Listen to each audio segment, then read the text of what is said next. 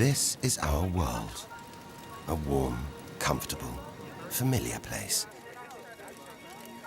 But walk away from the fire and look up. Our thoughts soon leave home. Are we just insignificant specks? Is the universe welcoming or hostile? We could stand here forever, wondering. Or we could turn our back on this beach, leave home, to see the universe from here to its edge, to discover its wonders, confront its horrors. Beautiful new worlds, malevolent dark forces.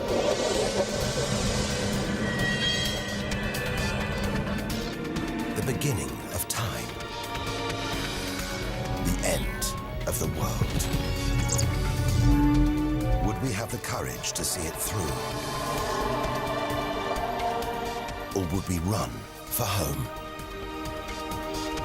There's only one way to find out.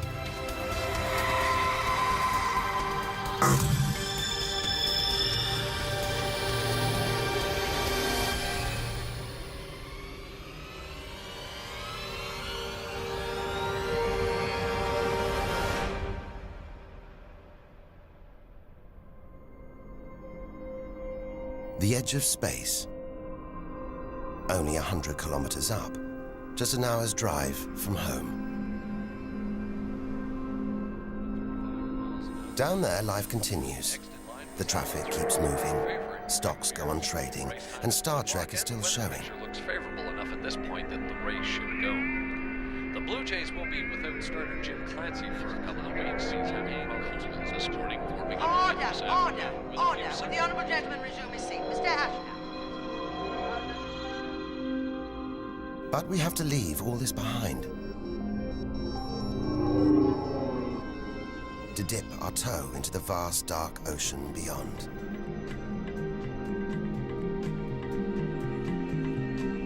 Into the shallows. Not too far from home. Onto the moon.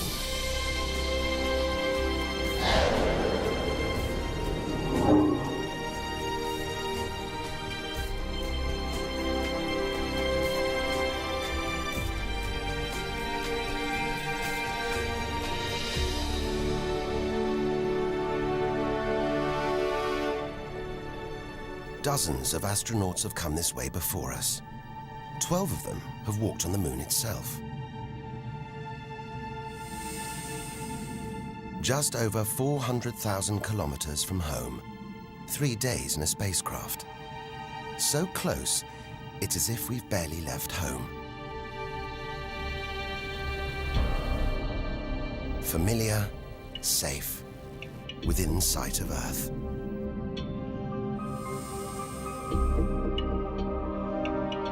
It looks like a deserted battlefield, bombarded by millions of meteoroids and asteroids. But it's quieter now. It's obvious there've been no major collisions for millions of years.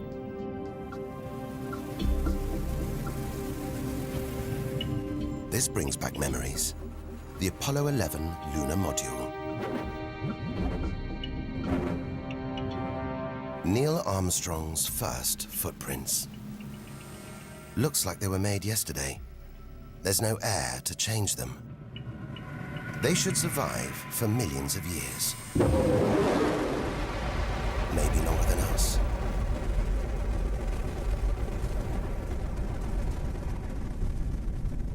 Our time is limited. We need to take our own giant leap. Further than any human has ever traveled.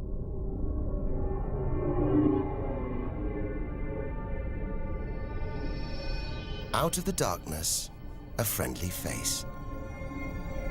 The goddess of love. Venus. The morning star.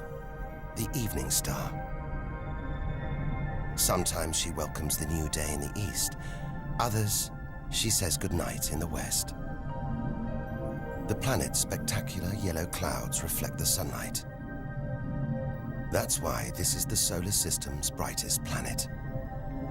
A sister to our planet. She's about the same size and gravity as Earth. We should be safe here. But the Venus Express space probe is telling us these dazzling clouds are made of deadly sulfuric acid, that the planet's atmosphere is choked with carbon dioxide. It's ringing alarm bells.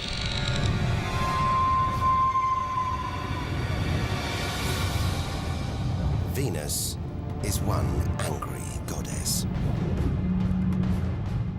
The air is noxious, the pressure unbearable, and it's hot, approaching 500 degrees Celsius. Stay too long, and we'd be corroded, suffocated, crushed, and baked.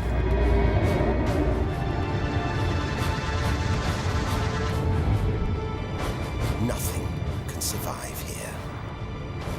Like this. It's a Soviet Venera robotic probe. Its heavy armor's been wrecked by the extreme atmosphere.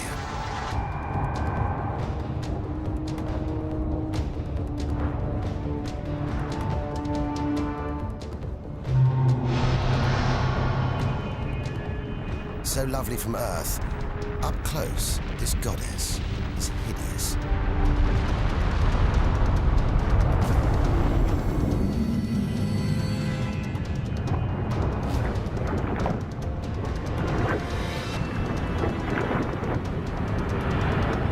She's the sister from hell, pockmarked by thousands of volcanoes.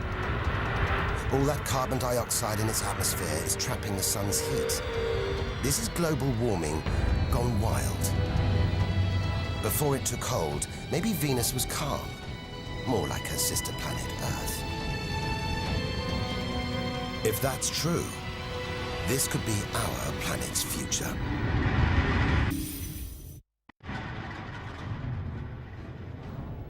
Beginning to think we shouldn't be out here, that we should turn back. But there's something hypnotic about the sun. Like Medusa, too terrible to look at, too powerful to resist, luring us onwards. On, like a moth to a flame. Dwarfed by, scorched by the sun, it's Mercury. Get too close to the sun, this is what happens. Temperatures swing wildly here. At night, it's minus 170 degrees. Come midday, it's 400 plus. Burnt, frozen, and look at those scars. A sign that Mercury had a violent past. The Messenger space probe. It's telling us something strange. For its size, this little planet has a powerful gravitational pull. It must be heavier than it looks. It's like a huge ball of iron, covered with a thin veneer of rock, the core of what was once a much larger planet. Maybe a stray planet slammed into Mercury, blasting away its outer layers in a deadly game of cosmic pinball. Whole planets on the loose, destroying anything in their path, even entire planets. And we're in the middle of it. Vulnerable, exposed, small. Everything is telling us to turn back. But who could defy this? The sun, in all its mesmerizing splendor. Our light, our lives. Everything we do is controlled by the sun, depends on it. And more than that, it's the Greek god Helios driving his chariot across the sky. The Egyptian god Ra, reborn every day. The summer solstice sun rising at Stonehenge. For millions of years, this was as close as it got to staring into the face of God. 150 million kilometers from home, a 20-year journey by plane. Switch it off, and it's so far away, we wouldn't know about it for a whole 8 minutes. It's so big, you could fit 1 million Earths inside it. So heavy, its gravity controls the entire solar system.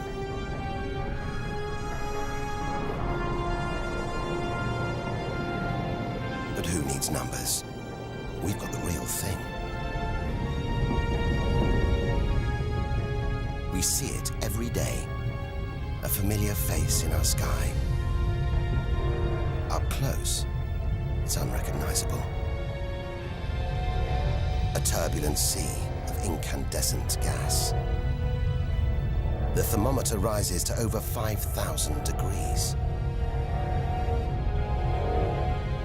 Down in the core, it's got to be tens of millions of degrees.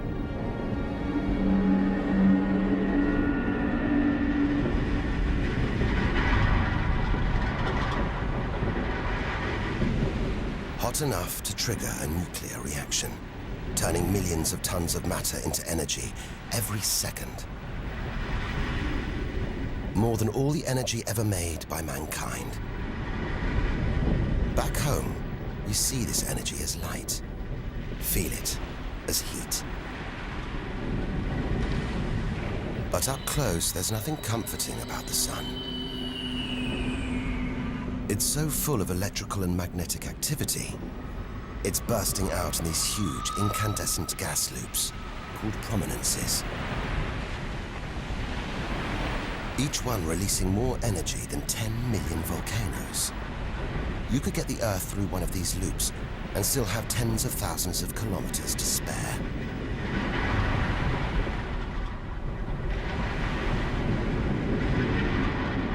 And where they burst through, it's exposing the cooler layers below, making sunspots.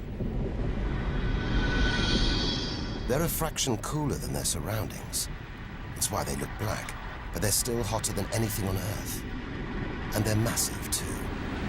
Some of these are at least 50,000 kilometers across. A solar flare. A superheated stream of electrified gas blasting deadly radiation out into space. But one day, all this will stop. The sun's fuel will be spent.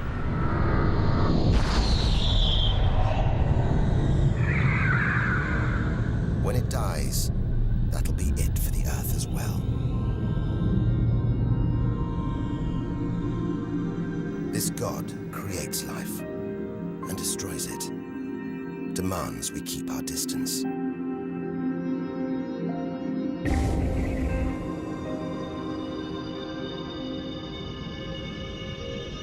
This comet has strayed too close. It's being boiled away by the sun's heat, creating a tail that stretches for millions of kilometers.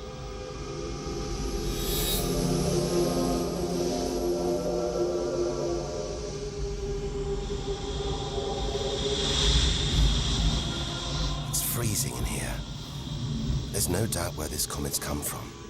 The icy wastes of deep space. But look at all this steam, the geysers and dust. It's the sun again, melting the comet's frozen heart. A kind of vast, dirty snowball, covered in grimy tar. Tiny grains of what looks like organic material, preserved on ice since, well, who knows when. Maybe even the beginning of the solar system. Say a comet like this crashed into the young Earth billions of years ago. Maybe it delivered organic material and water, the raw ingredients of life. It may have even sown the seeds of life on Earth that evolved into you and me.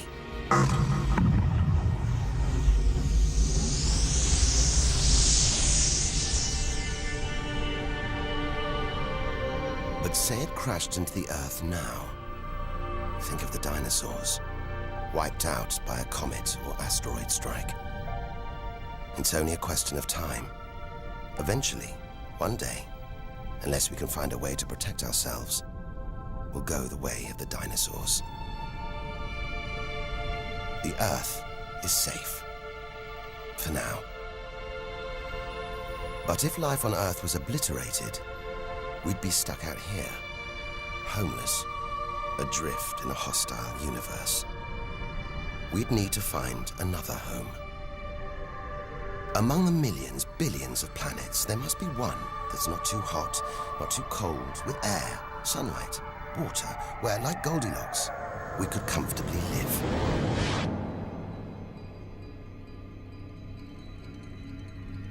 The red planet. Unmistakably, Mars.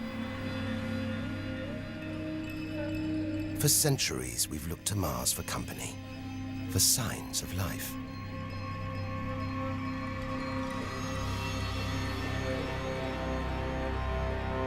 Somewhere down there could be extraterrestrial life. But are we ready to find it?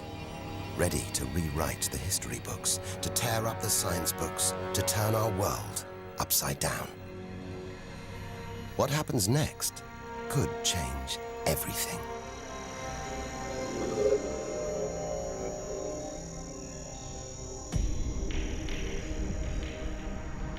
More than any other planet, Mars captures our imagination. Think of sci-fi films, comics. What follows? Martians. It's all just fiction, right? But what if there really is something here? If there is, it's living on a dead planet. The processes that make Earth habitable shut down hundreds of millions of years ago here. Red and dead, Mars is a giant fossil.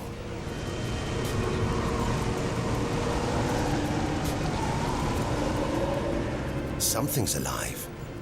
A dust devil, a big one, bigger than the biggest tornadoes back on Earth. There's wind here, and where there's wind, there's air. Air that could sustain extraterrestrial life.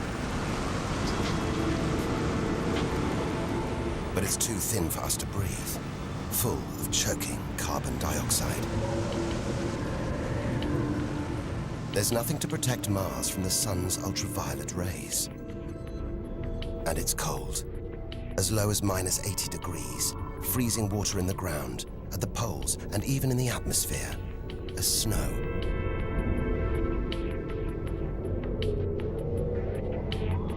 It's hard to believe anything could live here.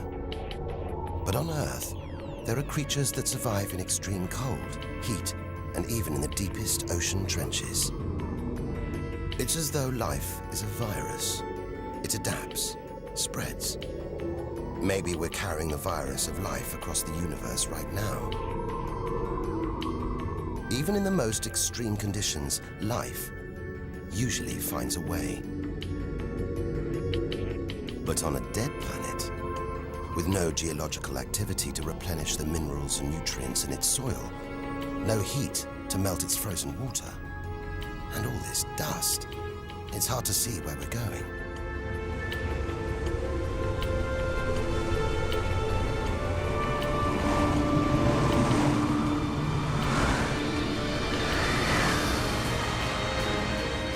But we can't miss this. Olympus Mons, a vast, ancient volcano,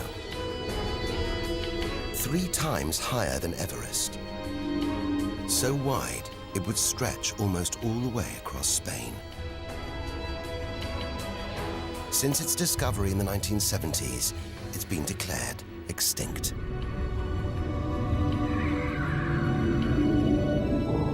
It looks like there's something happening on its slopes. It's as though lava has been flowing.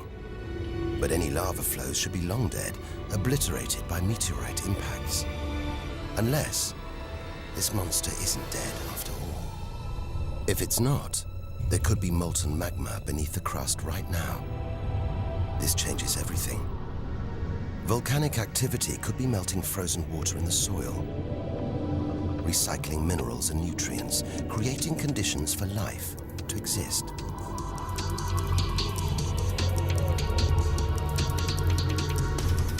This makes the Grand Canyon look like a crack in the pavement. It goes on and on. So far, it would stretch all the way across North America. But look, signs of activity, erosion, and what looks like dried up riverbeds on the canyon floor.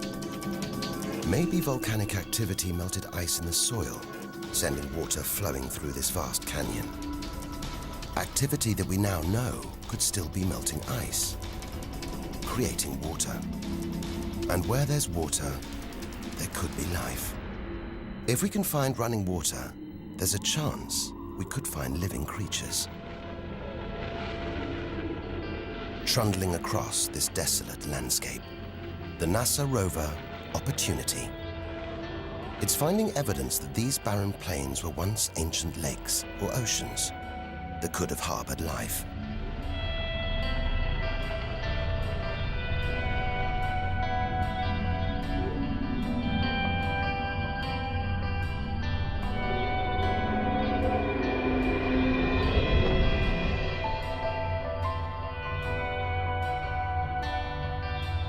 Look at these gullies. When probes orbiting Mars pass over them, they keep spotting new ones. More proof that Mars is alive and kicking. That there may be water flowing beneath the surface, creating these gullies. Water which could be sustaining Martian life.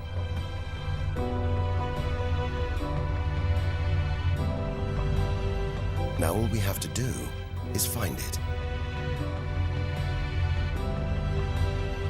Unless we've already found it.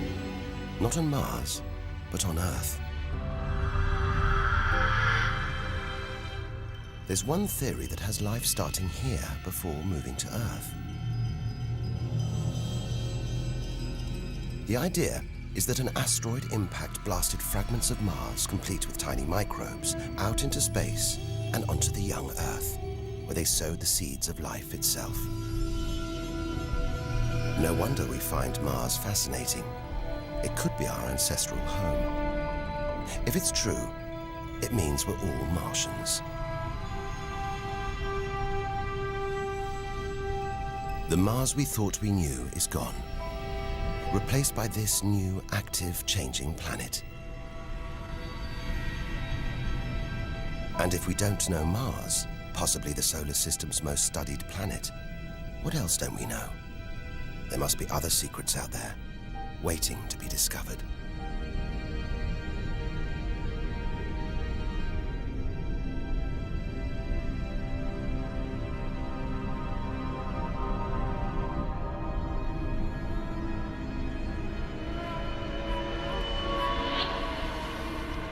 This is getting scary. It's like being inside a giant computer game.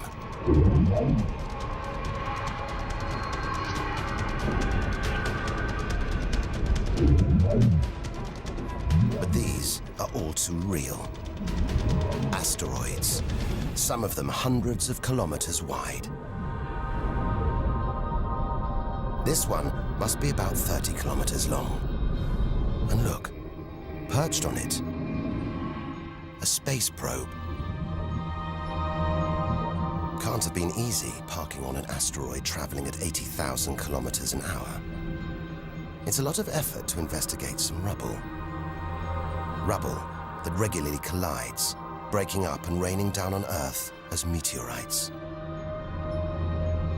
Magical tokens, supernatural omens, and more than that. Turns out it was rubble like this that came together to make the planets, including our own.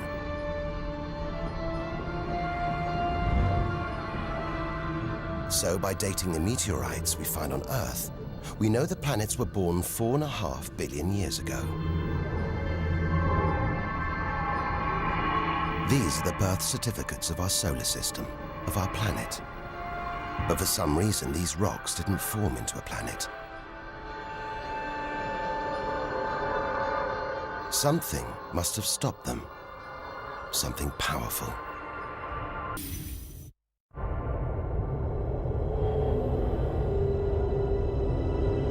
Jupiter.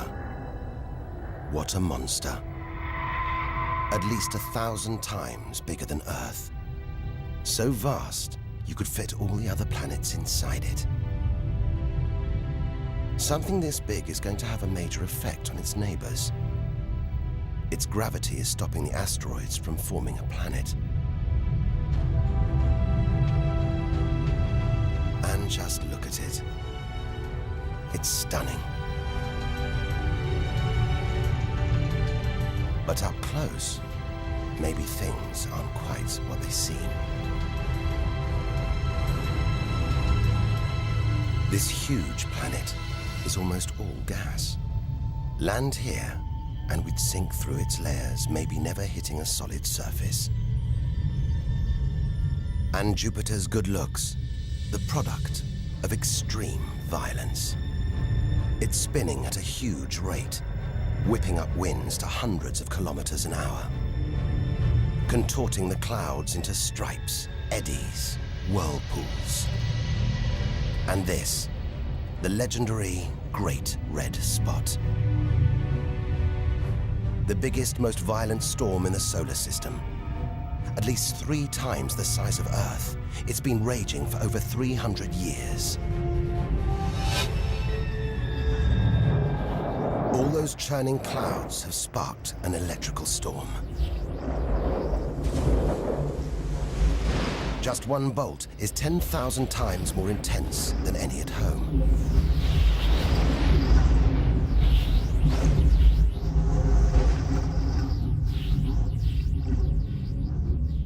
It seems the best place, the safest place to see Jupiter is from a distance. That's just beautiful, dancing round the poles like the aurora back home. But the Geiger counter is going wild. It seems even these are deadly, generated by lethal radiation pulled from space by Jupiter's powerful magnetic field. We're beginning to realize out here, nothing is what it seems. The universe is full of contradictions, deceptions, traps. Right now, we need a safe haven, somewhere to find our feet, catch our breath. Maybe this, the multicolored moon Io, is it?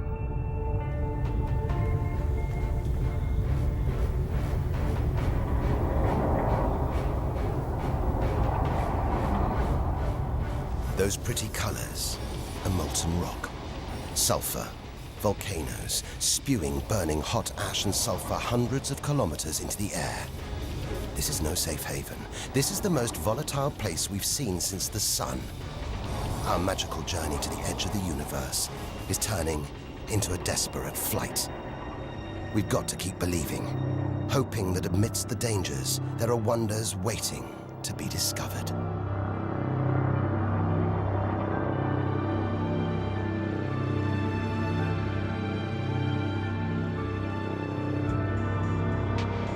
$650 million kilometers from home. What a weird-looking place. And yet it looks strangely familiar.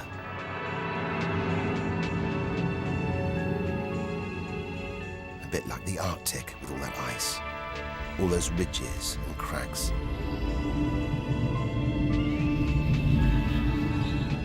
This is Europa, and maybe, like the Arctic, this ice is floating on water, liquid water.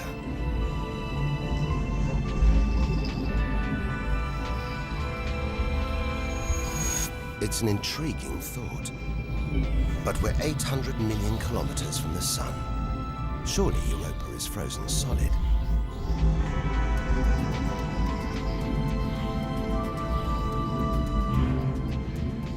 Unless Jupiter's gravity is creating friction deep inside, stopping Europa from freezing solid, allowing life to develop in the waters beneath its frozen crust. We might be meters away from aliens, from a whole ecosystem of microbes, crustaceans, maybe even squid. The only thing between us and the possibility of alien life, this layer of ice. But until we send a spacecraft to drill through the ice, Europa will remain one of the solar system's greatest mysteries.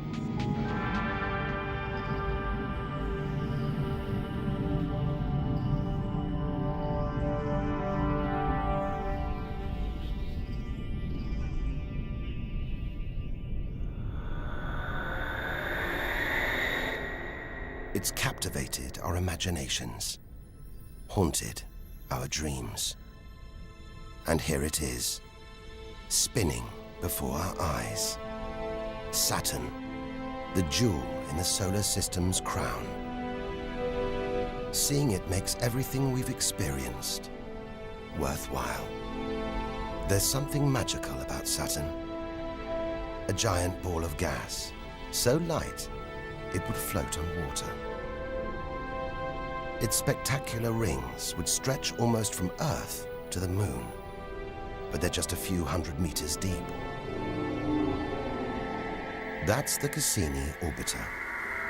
It's picking up ghostly radio emissions, probably generated by auroras around Saturn's poles. This is the real music of the spheres. And Cassini is telling us these rings are probably all that's left of a moon shattered by Saturn's gravitational pull. Incomparable beauty from total destruction.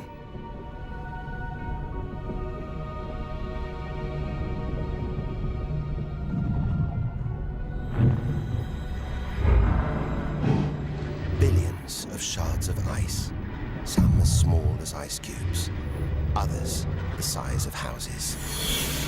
They collide, break apart, reassemble. It's like a snapshot of our early solar system, as dust and gas orbited the newly born sun, and gravity worked its magic, pulling the lumps together until from debris like this, our home emerged.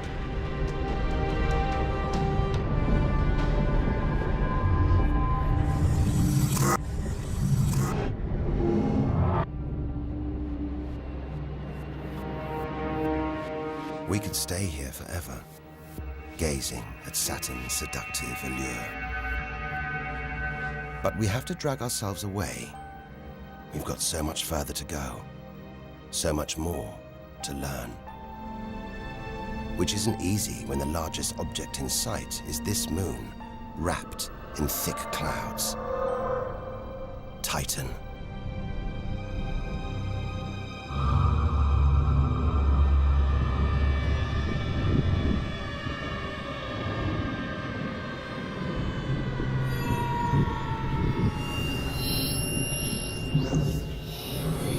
It seems like there's an atmosphere down here. There's wind, rain, even seasons. And look at these rivers, lakes and oceans. It's the most similar place to Earth we've seen so far. Maybe it was worth tearing ourselves away from Saturn after all. Except that's not water. That's liquid natural gas. There must be hundreds of times more natural gas here than all the Earth's oil and gas reserves. If we could get it home, it could power our cities, fuel our cars for thousands of years. Or maybe, one day, we could use it here to fuel a colony. Assuming there isn't life on Titan already. The Huygens space probe, dropped onto Titan's surface from Cassini, is here to find out. It's telling us there are organic materials in the soil, but it's so cold, minus 180 degrees. There's no way these could come together to form life. Unless Titan warms up. The sun is predicted to get hotter. When it does, maybe life will spring up here, just like it did on Earth billions of years ago. As the Earth gets too hot for us, maybe we'll move to Titan. One day we might call this distant place home.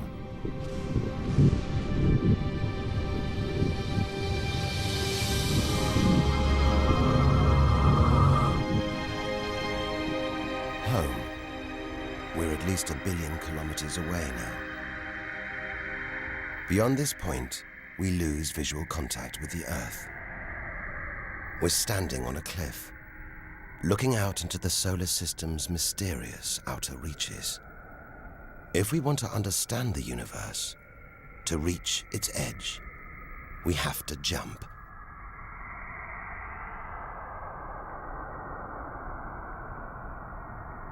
Unseen from Earth, unknown for most of history, we're in the solar system's outer reaches.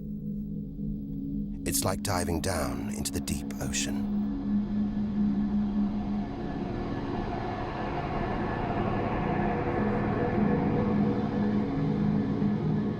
Those rings. It looks like Uranus has been tilted off its axis, toppled over by a stray planet.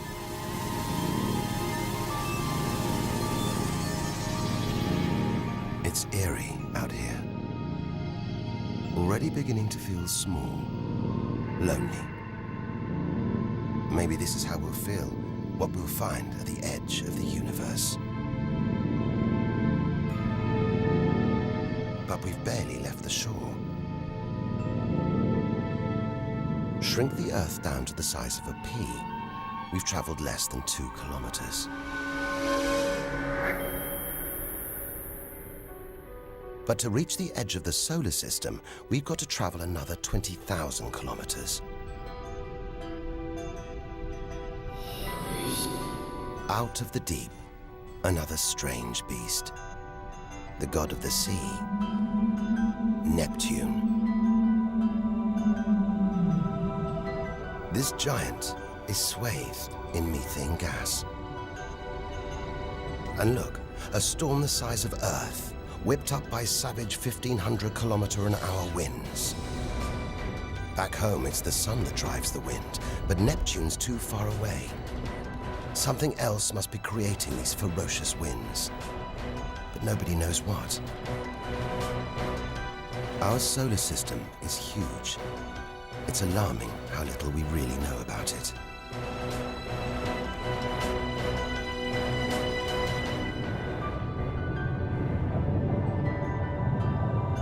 Plunging deeper, something to cling to.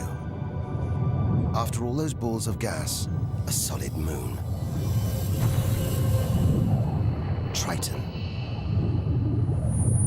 Solid, but not stable. Just look at these geysers, cosmic chimneys pumping out strange soot. And this moon is going round Neptune in the opposite direction to the planet's spin. A cosmic battle of wills that this angry moon is always going to lose. Neptune's massive gravity is pulling on Triton, slowing it down, reeling it in.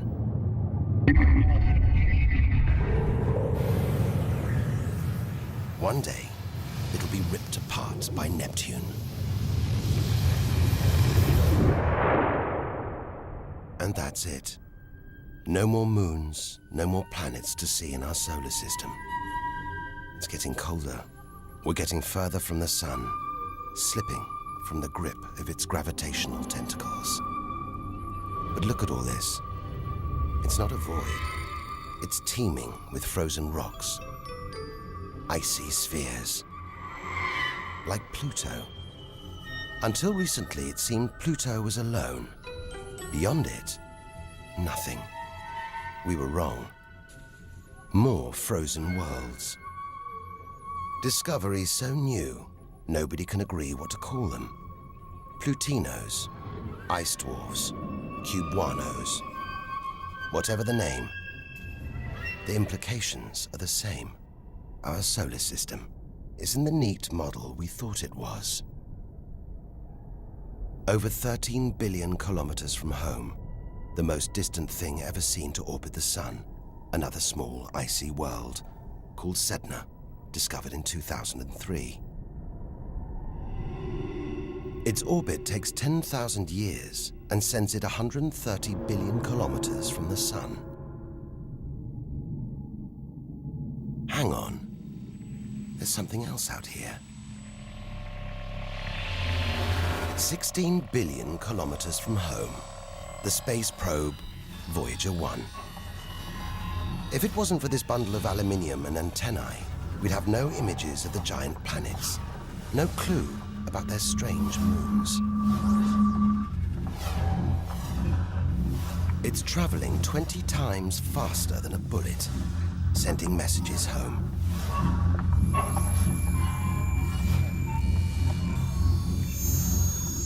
And look, on its side, that gold panel, a kind of intergalactic message in a bottle. There's a greeting recorded in different languages.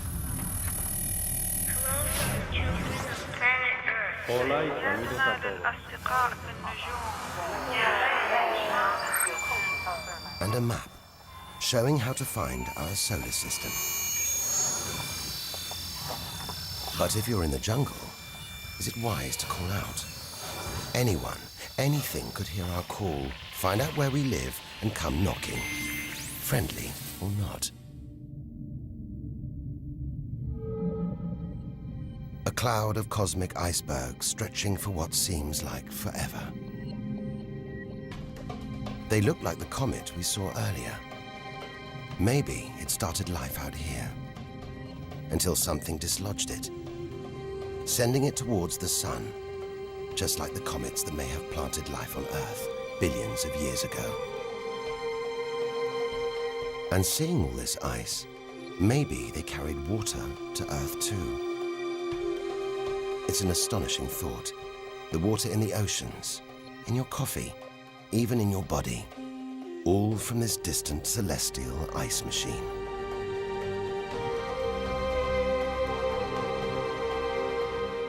We're 8 million, that's 8 trillion kilometers from home. But in reality, this is only a baby step. Ahead, trillions of kilometers, billions of stars. This is it. Time to stop looking in and start looking out. To step out into the big, wide universe. Into interstellar space.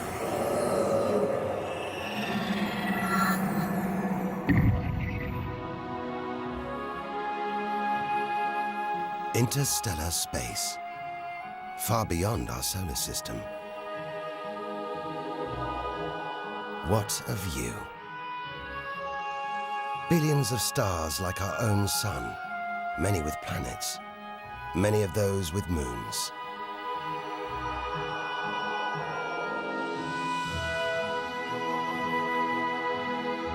It's hard to know which way to go. There are infinite possibilities in every direction. Whichever way, we're going to need a serious burst of acceleration.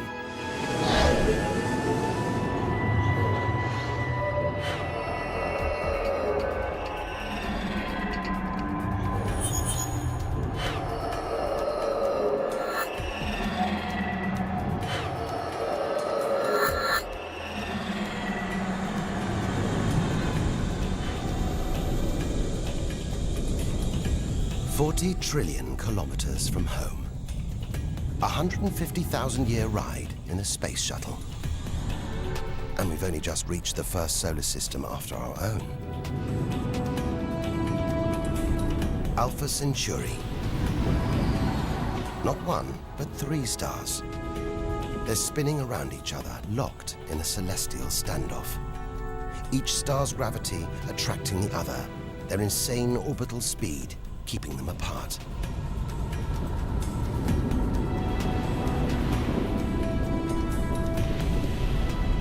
Get between them, and we could be flung into the face of one of these stars. Vaporized, trillions of kilometers from home. So far, the kilometers are becoming meaningless.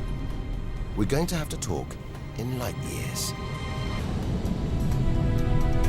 A beam of light takes 1 year to travel 10 trillion kilometers. So 40 trillion kilometers is 4 light years from home. It's crazy.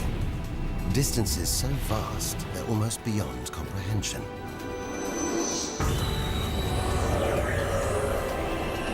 And exciting.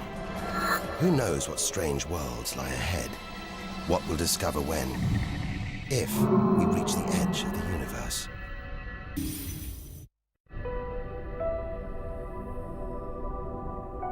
"10 light years from Earth, the star Epsilon Eridani. What spectacular rings of dust and ice, and somewhere in there, planets forming out of the debris, being born before our eyes.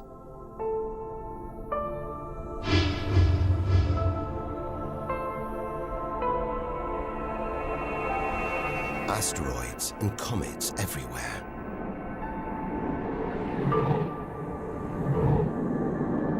We could almost be looking at our own solar system, billions of years ago, with comets delivering organic molecules, water to these young planets, kick-starting life, just as they may have done on Earth.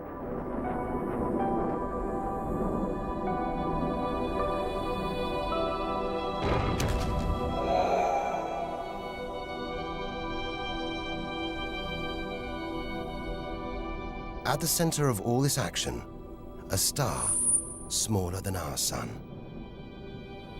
It's still in its infancy. Any life in this solar system would be primitive at best.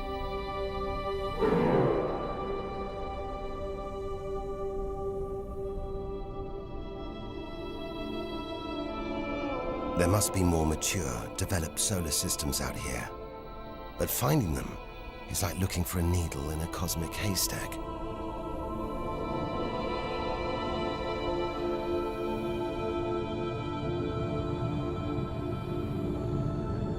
"20 light years from Earth.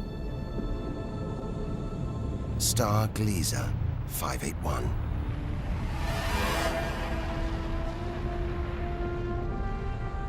It's about the same age as our sun.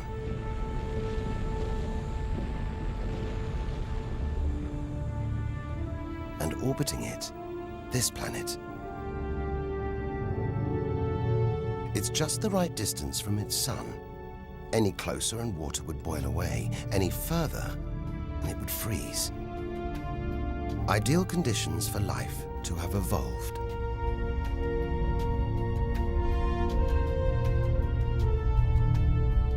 And if comets have struck, delivering water and organic materials, then life, complex beings like us, even civilizations like our own, could be down there, right now.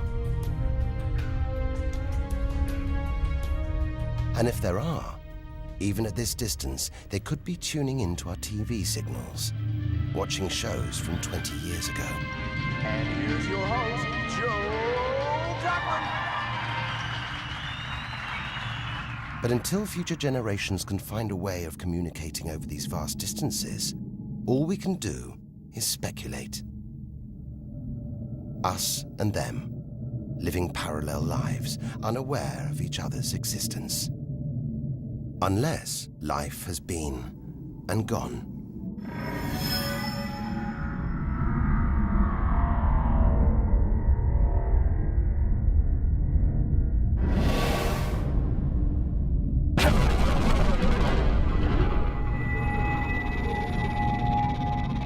That's the problem with comets. They're creators and destroyers. As the dinosaurs found out the hard way 65 million years ago. This is the needle in the cosmic haystack, the closest we've come to a habitable solar system like our own. But it's a chance encounter. There could be hundreds, millions more solar systems like this out here. Or none at all.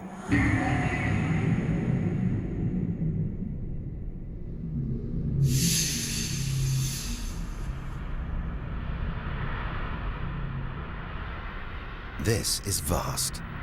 And look, it's the planet Bellerophon.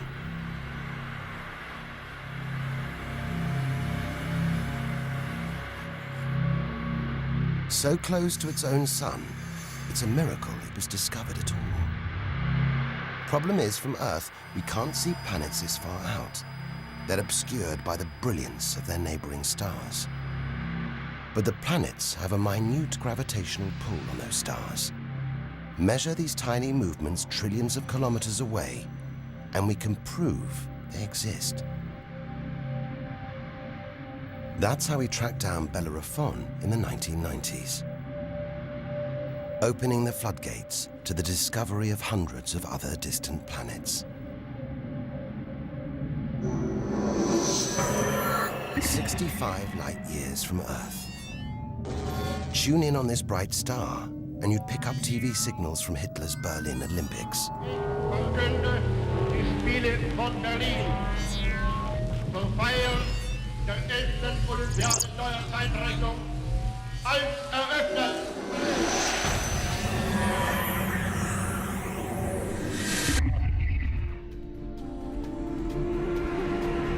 Twin stars.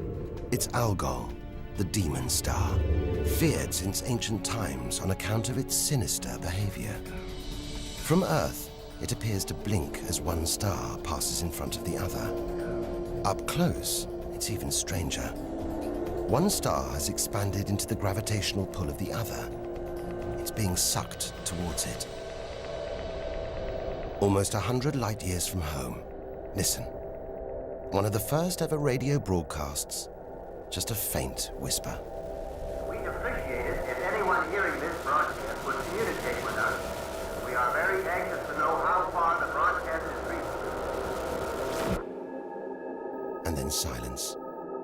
From here on out, it's as if Earth never existed. Any aliens living beyond here will have no idea we're there. It feels like a lifetime ago we stood on that beach, looking up at the sky, wondering where and how we fitted in. It's time to appreciate the wonders we're seeing, not just for what they tell us about our own world. It's what they can tell us about the whole universe, its past and its future.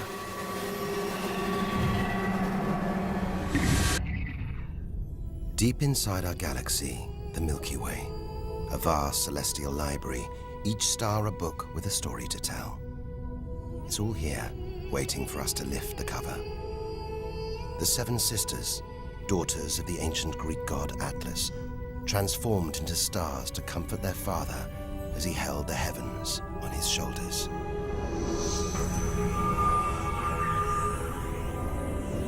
And this giant, Betelgeuse, the brightest, biggest star we've seen so far. It's got to be at least 600 times wider than our own sun.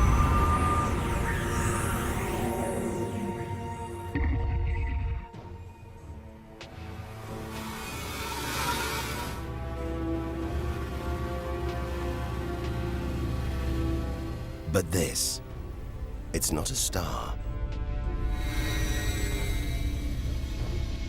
Not a planet. Not like anything we've ever seen.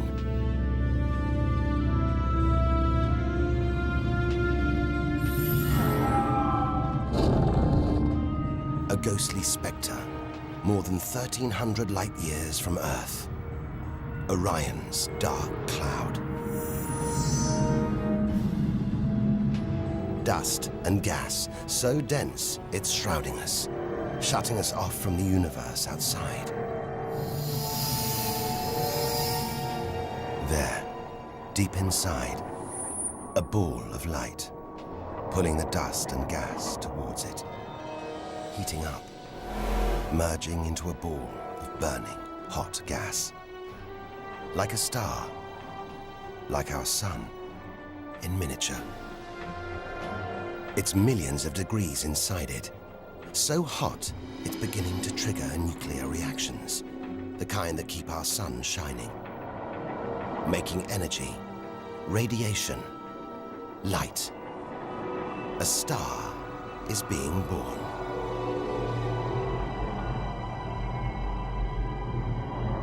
Or rather, stars.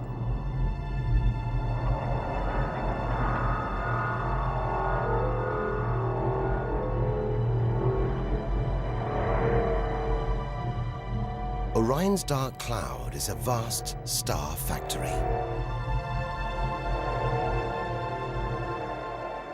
We're witnessing the birth of the future universe.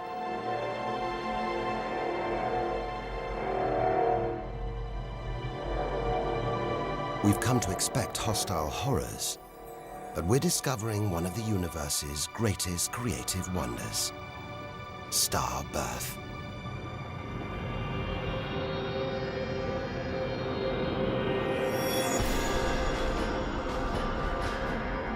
Perhaps we spoke too soon.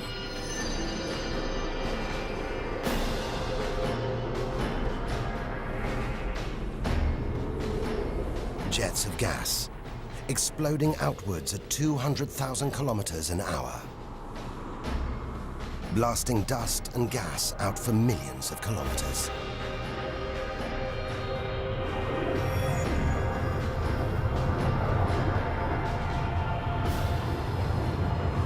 It's unbelievably violent, but look at the results. It's beyond words. Nebula. Vast glowing clouds of gas hanging in space. With no wind out here, they'll take thousands of years to disperse. They seem to be forming a vast stellar sculpture. It makes you realize nature is more than a scientist, an engineer. It's an artist on the grandest of scales. We've seen some strange sights, but this is a masterpiece. A giant horse's head rearing up in space. Stars are born, grow up, and then what? Do they die? Do they slip quietly into the night, or go out with a bang?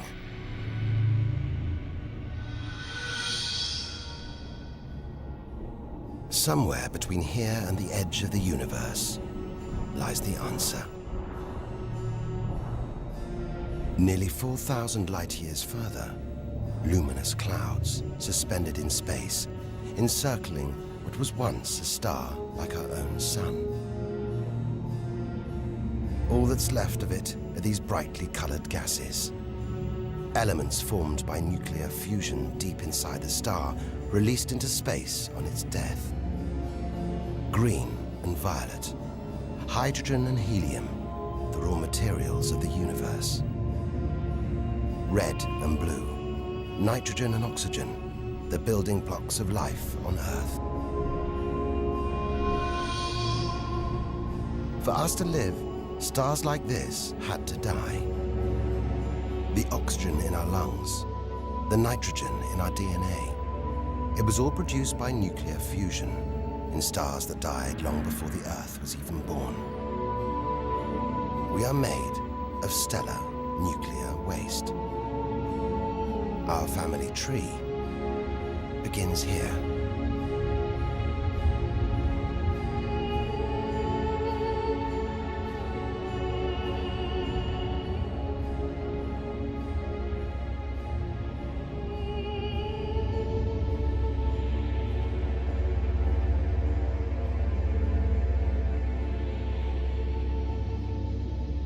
At its heart, the ghost of a star.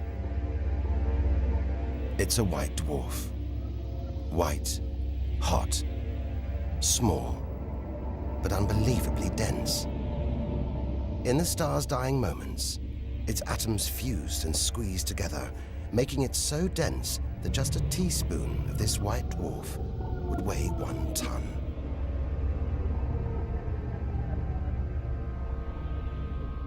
It's a chilling premonition of our sun's fate.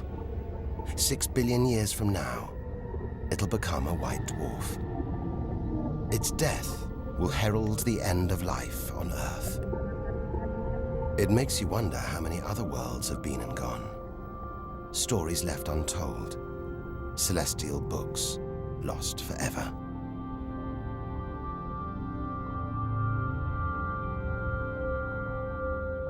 But the greatest story of them all is still to be told.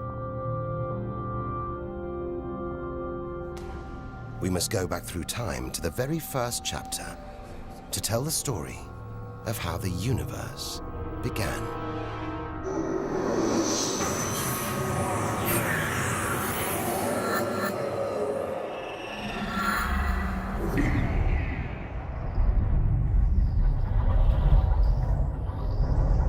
The scattered remains of a dead star.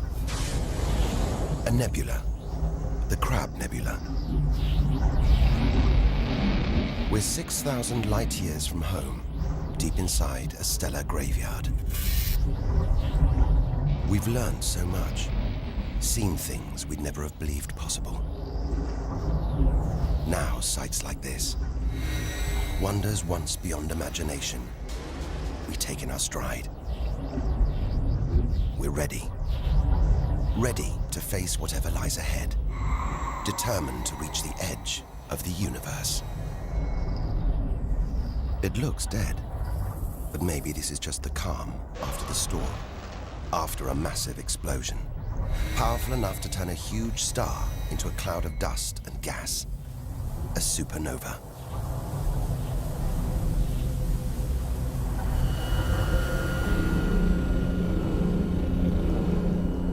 The eye of the storm, a spinning, pulsating star, a pulsar.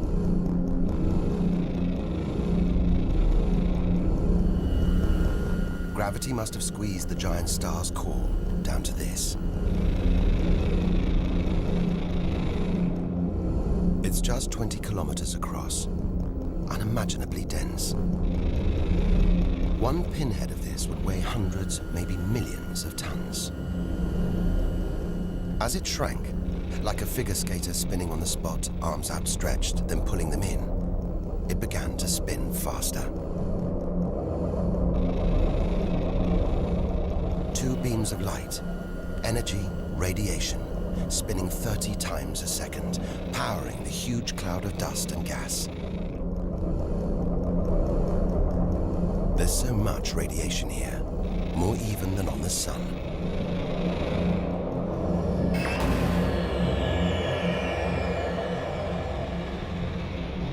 That was easily the deadliest thing we've encountered so far.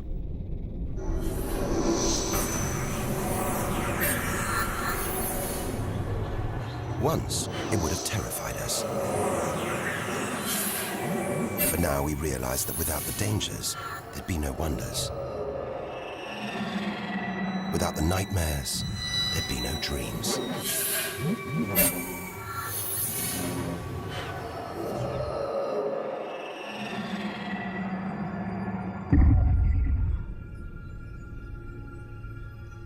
Getting a strange sensation. A feeling, as though there's something bad out here. A malevolent presence. The one thing we didn't want to encounter. Impossibly black, blotting out the stars behind it. We are staring into the face of extinction. The remains of a giant star.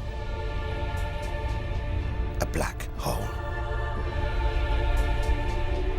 Instead of contracting to a white dwarf or a pulsar, it just kept on going. Shrinking until it got so small, it's just a few kilometers across. Far denser than a pulsar and impossible to resist.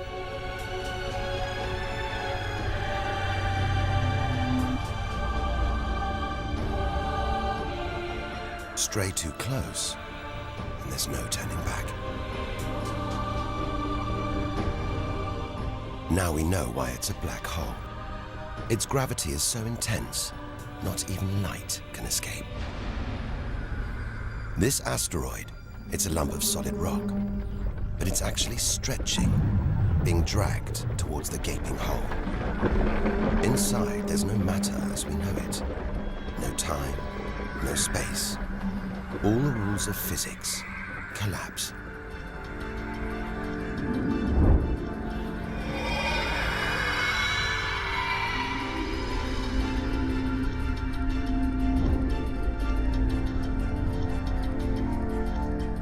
The asteroid is gone. Truth is, nobody really knows where. We're looking at the limit of human understanding. There could be millions of black holes creeping around our galaxy. More perhaps than all the stars in the sky. But we wouldn't see them until it was too late.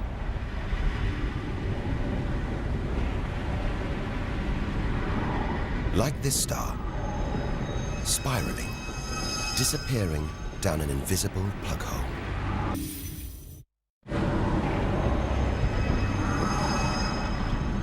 Who's to say we don't live inside a vast black hole? That the whole universe isn't inside one right now, inside another universe. Think about it for too long, and your mind reels. Sometimes it feels like the more we see, the less we know. But we do know our galaxy is more complex and more dangerous than we ever imagined. And we're still in our own galaxy, the Milky Way. The vastness of the universe beyond still lies ahead. The wonders, the dangers, the secrets, they're out there. But first, we've got to find a way out of the Milky Way.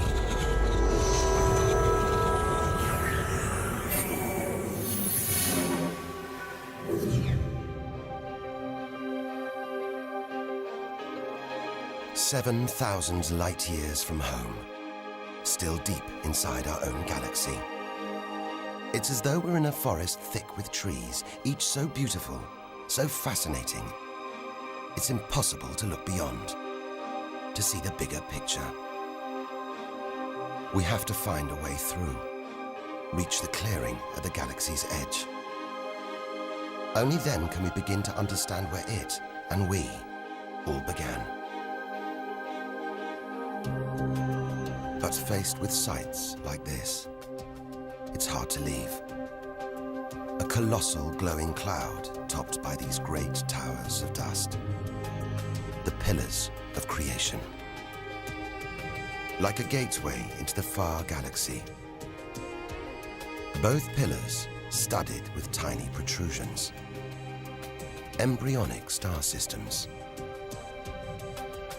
Each one the size of our solar system. Another monument to nature's astonishing creativity. We have to ignore its captivating beauty, its siren song, tear ourselves away in order to carry onwards towards the edge of the galaxy.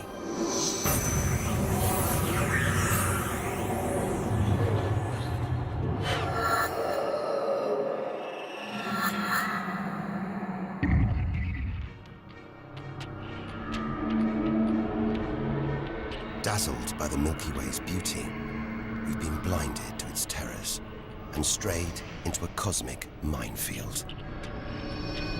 Like an explosion in slow motion, giant clouds of gas are bursting out of this star. A massive star, millions of times brighter than our sun. It's going into meltdown. The fuel that sustains it is running out. The nuclear reactions that power it winding down. We're watching its death throes. Eventually, the core will implode. The result, a new black hole.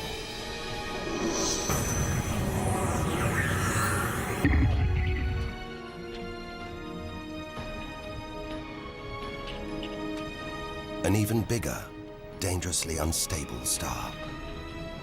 But this one's about to explode. And when a star this big dies, it's 100 times more violent than a supernova. Somehow we've stumbled into the most violent star death imaginable. A hypernova.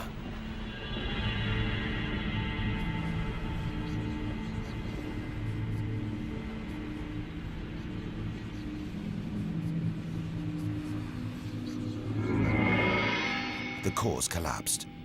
It's becoming a black hole.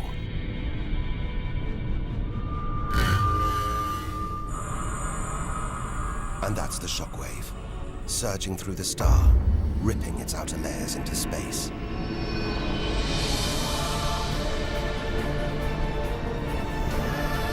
There's lethal radiation everywhere, enough to have a catastrophic effect on any planet unlucky enough to be nearby.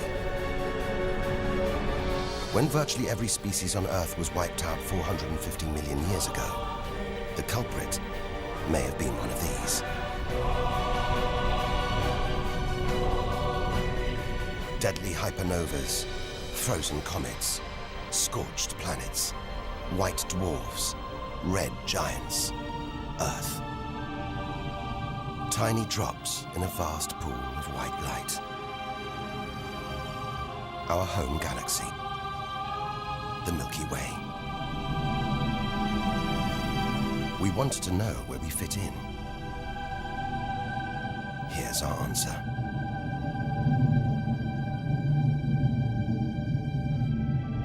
Civilizations, past and present. Everyone that's ever lived. The smallest bug, the highest mountain, all of it invisible. Not even a tiny speck.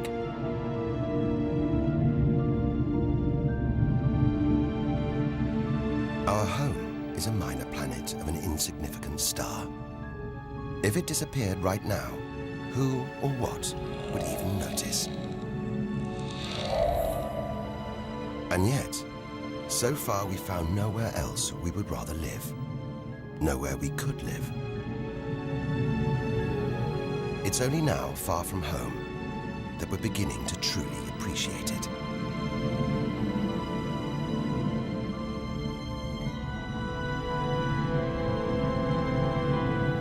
Look at all these stars. Hundreds of thousands of them. Surely one of these, more than one, must be capable of supporting life.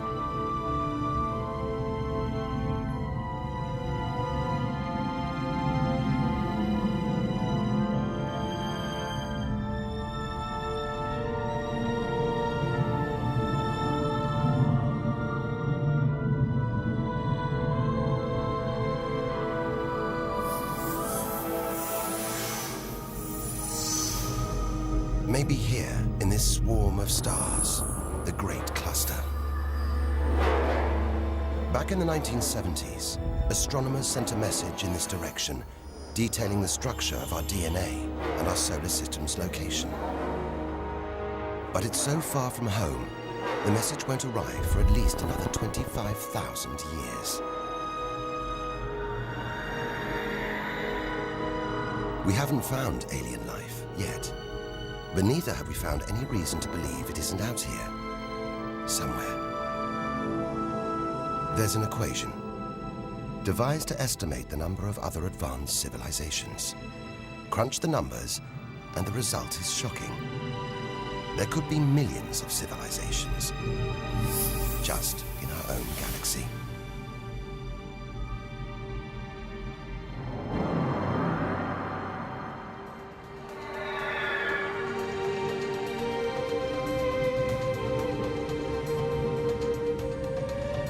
Everything we have seen so far is inside the Milky Way. Now here's our chance to see other galaxies, to glimpse the even bigger picture, and perhaps to answer the ultimate question: where does all this come from? We are now ready to leave our solar system, our galaxy, and enter intergalactic space.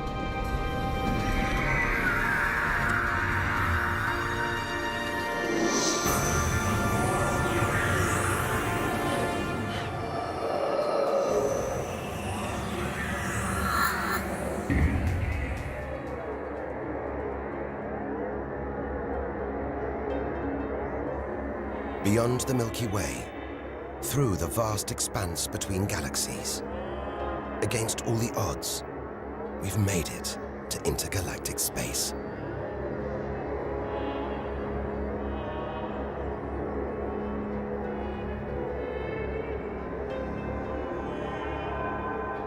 Out here, there's no horizon in sight. Even the closest galaxies are millions of light years away. the remains of galaxies ripped apart by the Milky Way's huge gravitational pull. Scattered through, nothing.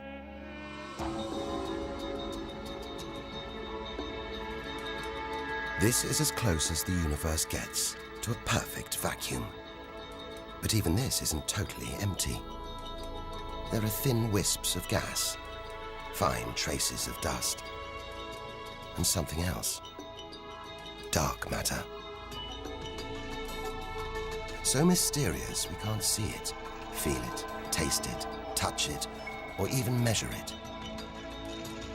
Yet so common, it could make up over 90% of all the matter in the universe. If dark matter does exist, it means there's no such thing as empty space. Even out here, we're surrounded by matter. We only know it exists because of the strange hold it exerts on galaxies, like this one, the Large Magellanic Cloud.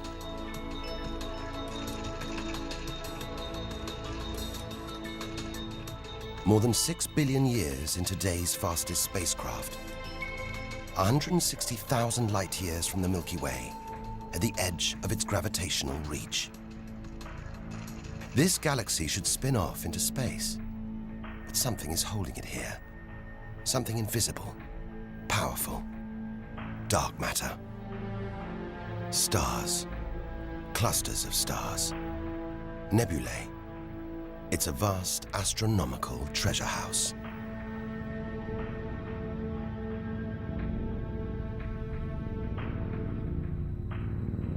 But look at this. It's like a string of gleaming pearls. It's a fireball, expanding out from what must have been a massive explosion, a supernova. So bright that when light from the explosion reached the Earth in 1987, it was visible with the naked eye. And so violent, it triggered a string of nuclear reactions, forcing atoms together, creating new elements. Gold, silver, platinum, blasting them out into space.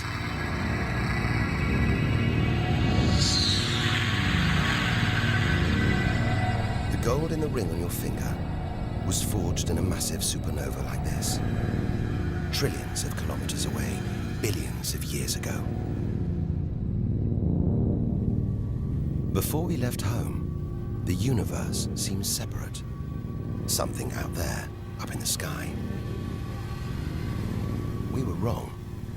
The story of the universe is the story of every one of us.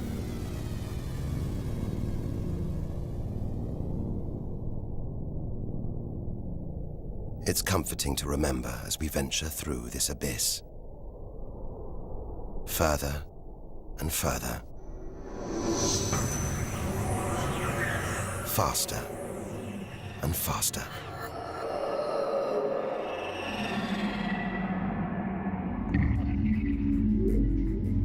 The Andromeda Galaxy, 2.5 million light-years away. It's moving through space at nearly 1 million kilometers an hour. Everything in space is moving apart like shrapnel from an explosion. We're seeing this galaxy as it was when our ape-like ancestors first walked across the African plains.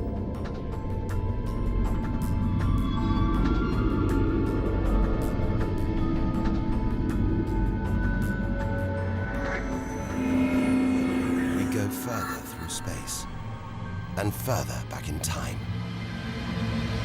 This doesn't look right. A whole galaxy exploding. The only thing large enough to cause an explosion on this scale has to be another galaxy. It looks like the end of the world, but we've seen enough to know things are never that simple. This galaxy won't die. It'll be reborn. A new shape, perhaps even new stars. As dust and gas collide, creating friction, shockwaves, triggering the birth of stars.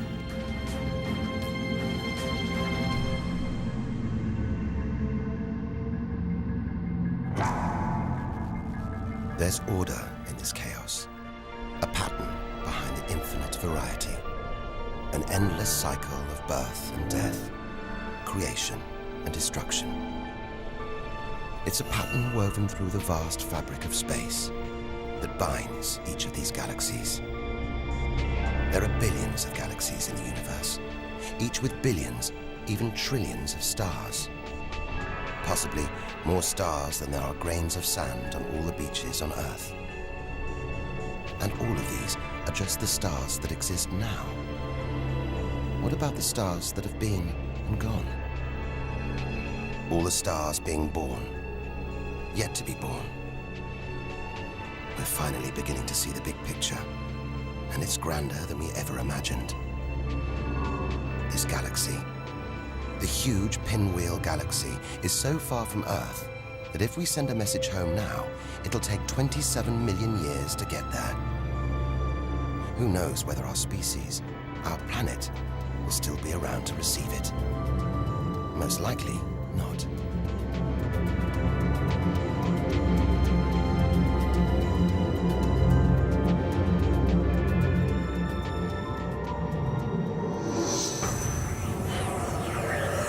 We travel on, back through time. Past the point where the dinosaurs were wiped out. Past the moment where the first creatures clambered onto land.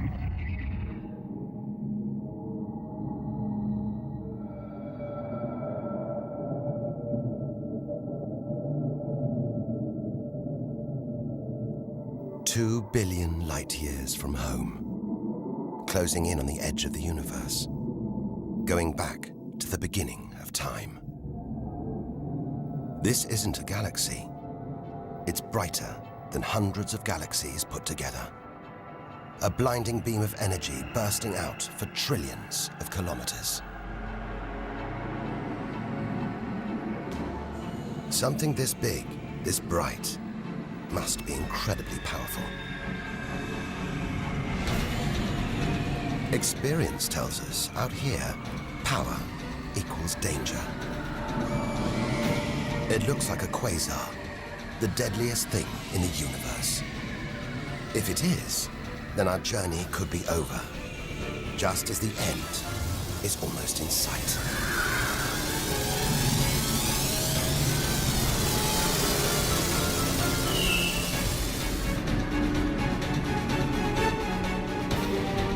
The deadliest, most powerful thing in the universe. A quasar. A swirling cauldron of super-hot gas, brighter than hundreds of galaxies.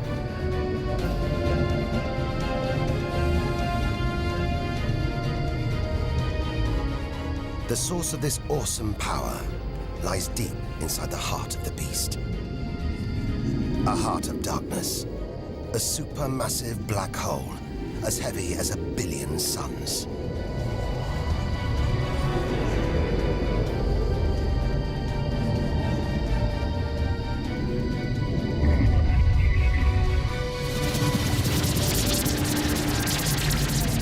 It's ripping apart whole stars, sucking their gases into the quasar, devouring them, until they're nothing, lost forever from the visible universe.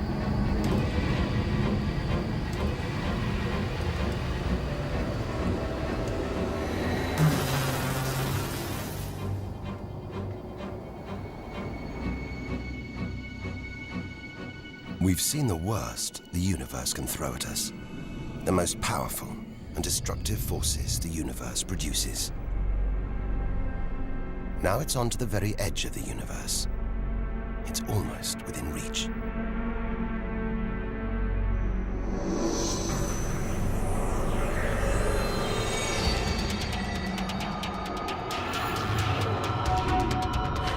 We'll need to go further, go faster if we're to cross the final reaches of the known universe.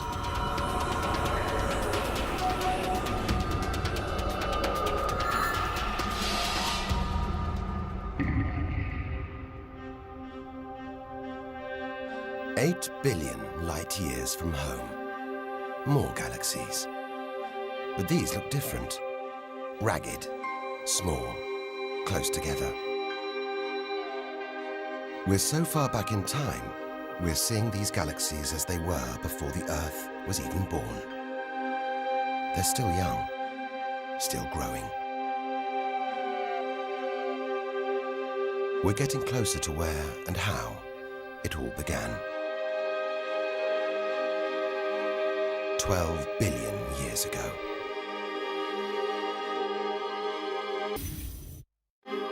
Look at the galaxies now. They're more like primitive plankton floating in a vast, dark ocean.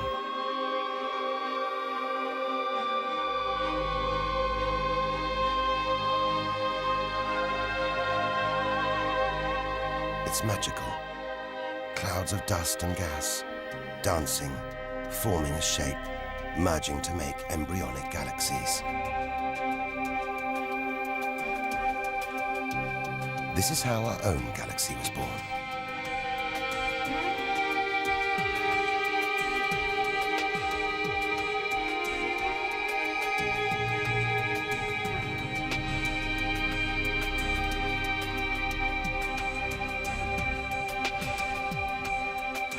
They're disappearing. We've gone back before the stars were born, into a cosmic dark age. And before that, light. The afterglow from a massive explosion. The explosion which created the known universe.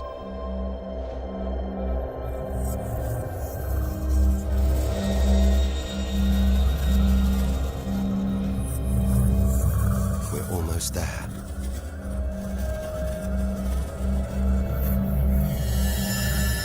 This is it. We've made it. The edge of the universe. 130 billion trillion kilometers from home. 13.5 billion years ago.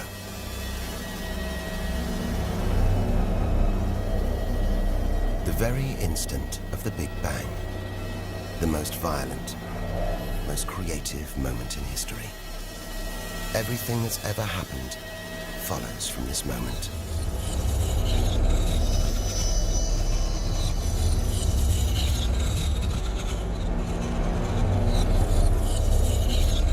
Every religion, every culture has pondered it.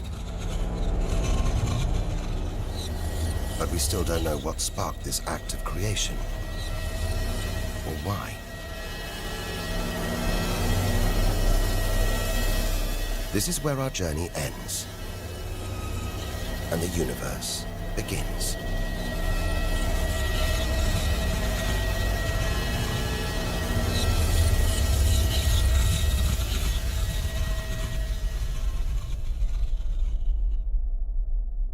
An infinitely hot, small, dense point erupts.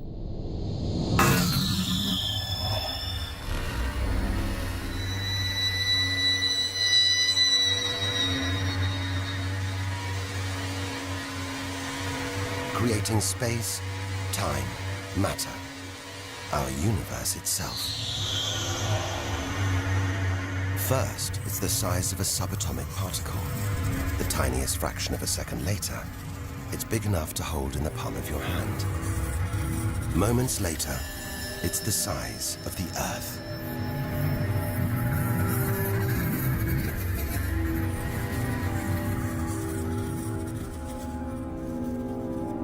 Today, the light from the Big Bang is still spreading out as a hiss of radio static. Your TV aerial picks it up. You can see it as static on an untuned TV.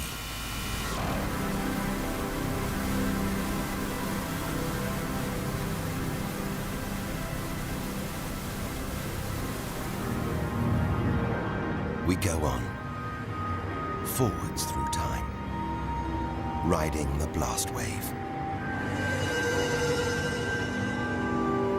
All the things we've seen on our journey are sparks flying out from the Big Bang. Galaxies, stars, planets, all just debris.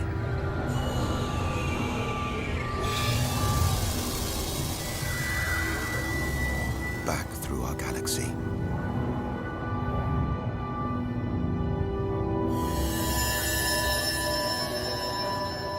Our solar system. Until we reach another cooling cinder, swirling in the afterglow of the Big Bang. The Earth.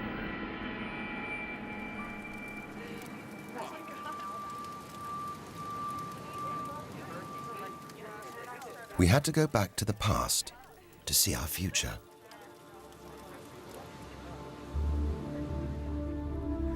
Three billion years from now, the vast Andromeda galaxy smashes into our own. A new galaxy is born. The sun and planets survive, but they've been thrown into a huge looping orbit around the new galaxy. The sun is becoming a red giant, swallowing up Mercury and Venus, scorching our planet's surface, destroying all life on Earth.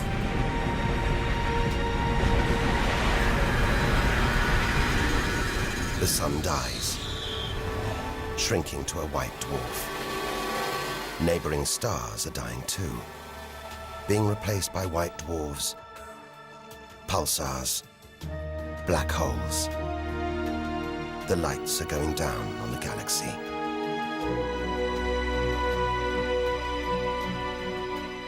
Since the Big Bang, the universe has been fading, dying, not with a bang, but with a long, drawn-out whimper.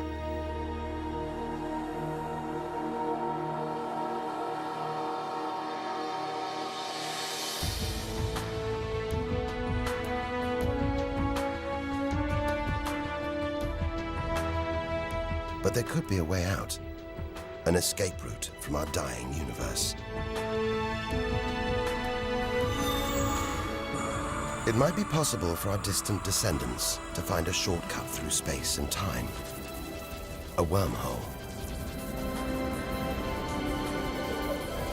If there are other universes, it could take our descendants from our doomed universe into a parallel one, where they could find another Earth, still in the prime of life. If they're lucky enough, they will live on in a new universe, a new home.